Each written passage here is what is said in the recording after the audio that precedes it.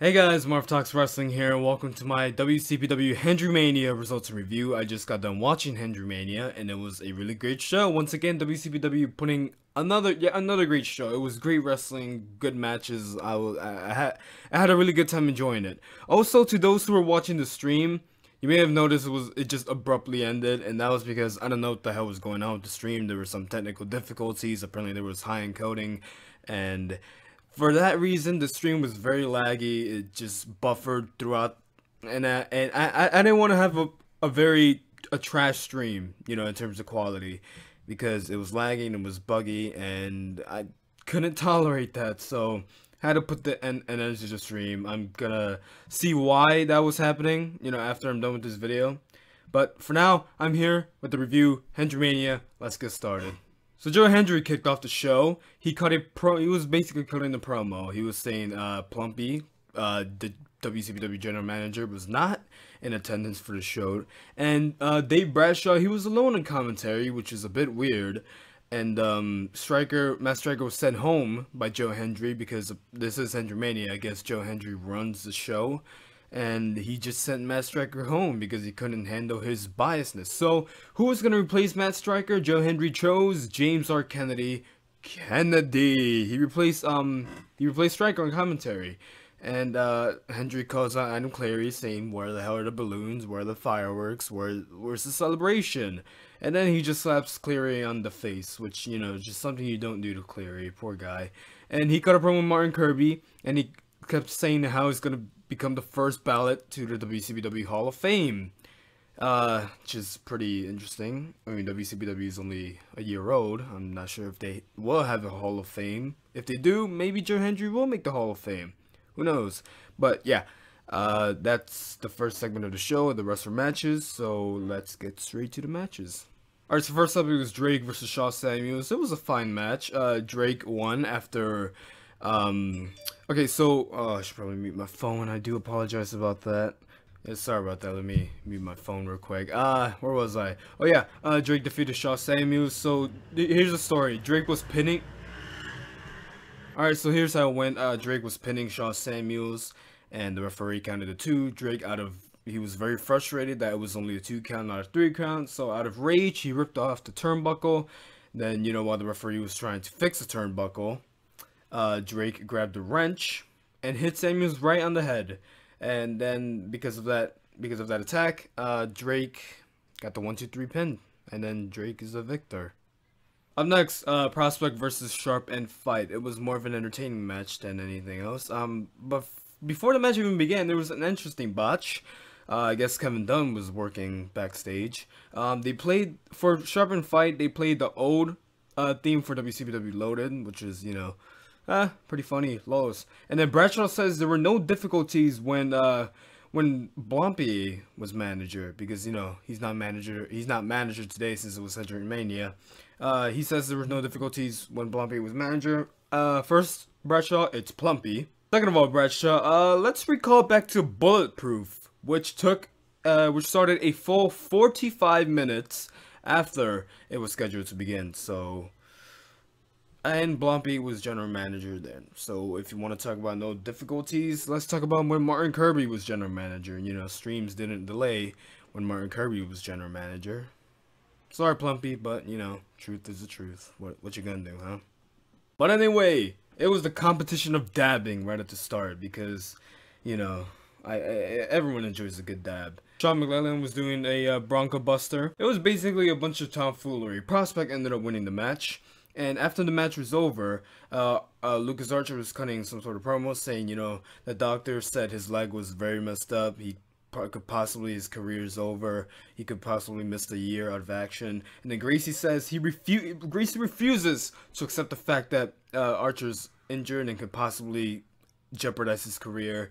He's going to help Archer recover. They're going to bounce back, and they're going to become the WCPW Tag Team Champions in the future. Gracie says that's a promise, and I'm hoping to see Prospect as Tag Team Champions. That'll be fun to see in the future. Then we had Mike Bailey versus El Ligero, and what can I say about this match? It was absolutely fantastic. Probably the match of the night. Match of the night, in my opinion. One of the best WCPW matches of 2017. And it was just awesome all around. Great technical stuff, great high flying stuff. These two just put on a wrestling clinic in Edinburgh. It was awesome. These two guys are so much fun to watch. Great stuff all around. Just an awesome match. Fantastic. Mike Bailey ended up winning. He defeated Oligero at the end. Both of those guys shook hands, had a lot of respect for each other. They earned a lot of respect from the crowd. So that's great. That's great to see. Up next is Primate versus Bad Bones, and this match exceeded so many expectations. It was a hellacious match. These two guys beat the absolute crap out of each other. It was very hardcore. Before the match even started, Bad Bones attacked Primate with a baseball bat, and it was just absolute war. And apparently Wainwright was around because there was a trash bin and a broom. You know, get it? His father's dustman. And the keyboard made it bloody. A freaking keyboard. Bad Bones used a keyboard to just strike Primate right in the head. It turned so bloody. And then there was a spear into the barrier. And then Primate followed with another spear to get the victory. And then after the match ended, James Lloyd Kennedy was furious at King Ross because, you know, he took Primate away from him. He challenges King Ross basically to a fight, even though, you know, I'm not sure if he watches the program, but King Ross got shot. We don't know by who. We still got to find out who the hell shot King Ross. But regardless, Primate versus Bad Bones was a brutal, it was a brawl. It was war, WCPW ring. It was a battle zone, no man's land, and it was just amazing. Then we have Viper versus Seshamoth Martina. There was a lot of beer involved and deodorant too, which is, you know, the two oddest combination, basically the oddest combination I've seen in a wrestling match, probably in my entire life. And yeah, towards the end of the match, a deodorant spray apparently went into the referee's eyes, even though I was watching it. The spray clearly went upwards and not towards his eyes. So that's, you know, I mean, secrets of the business revealed maybe. But yeah, because of that distraction, Viper ended up, you know, spraying something into Seshamoth Martina's eyes. Then Viper hit the Michinoku driver on Martina. Viper wins. Viper's victorious. I hope this isn't the last we see of Martina. You know, she's entertaining. I like seeing her, and you know, a lot of fun to watch. Good stuff. Gabriel Kidd versus Kenny Williams, a good match. Kenny Williams apparently he's the hometown hero of this match. You know, he was in the Scottish qualifiers round. He was in the Scottish qualifiers for the What Culture Pro Wrestling World Cup, and the crowd was so because of that, the crowd was obviously on the side of Kenny Williams, and yeah, it was a good match. Gabriel Kidd retained the internet title using the Inside Cradle pin. So yeah, Gabriel Kidd is still your internet champion. Rampage versus Joe Hendry. Good match, good technical specimen. And Joe Coffey, he was faking an injury, which I thought it was real. The whole little skit of Joe Coffey faking his leg injury lasted for like a few good minutes. And I thought it was, in my mind, I'm like, holy crap, Joe Coffey is injured. This is terrible. This is bad. No, turns out to be false. Turns out to be a fake injury, Joe Coffey. You bastard. You absolute bastard. You had me worried. Oh, you bastard. You had me worried that you were actually injured. And then, but still, besides that, Rampage still defeated Joe Coffey with a package pile driver. Yeah. And then finally, the main event, the WCPW Championship, Joe Hendry defended his title against Martin Kirby. And it was a good match. There was a lot of fighting. These two guys just beat the hell out of each other. They even took a fight into the crowd, even into the nosebleeds. And it was great. The ref got taken out after Martin Kirby almost super kicked him. So, and then Martin Kirby ducked. Joe Hendry hit him with, I think it was a clothesline or a discus forearm. I don't remember, but so the referee got taken out. Referee Sean McGlennon, who I respect him a lot. He was the only referee in the entire show. I've noticed that WCW only had one referee, Sean McGlennon, and he reffed the entire show. So, respect to you, man. And Coffey interfered because the ref was down, and he struck Martin Kirby in the back of the head with the WCPW title. And then Hendry wins. Hendry retains the WCPW Championship.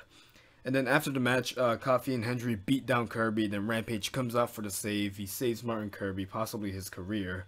But then, that's not it. Plumpy, WCPW General Manager Plumpy comes out. It's great to see him. And he announces Martin I was about to say Martin Hendry. Martin Kirby versus Joe Hendry 3. We're going to get a trilogy. And not only the stipulation for this is it's a last man standing match. That's not it though. Plumpy says if a member of the Prestige comes out, Hendry will be stripped of the WCPW Championship, even though that kind of defeats the purpose of a last man standing match. Last man standing match, you know, means no disqualification. I just muted this phone. And last man standing match means, you know, no disqualification, which means, you know, anyone should be allowed to get involved. Everyone except for the Prestige, maybe. So everyone could just help. Yeah. But Plumpy made sure it's going to be a one-on-one Martin Kirby versus Joe Hendry 3. He never specified that if anyone interferes. He only specified if a member of the Prestige interferes. But still, I'm very excited for that. It's going to be the main event of Fight Back. A Fight Back. I love that name. I love that name. I love the logo. You know, we're going to fight back against YouTube. Their terms of service saying wrestling is inappropriate content. It's not. That's absolute bull crap. Trying to keep it PG. And yeah. So, Plumpy, that closes out the show of HendryMania.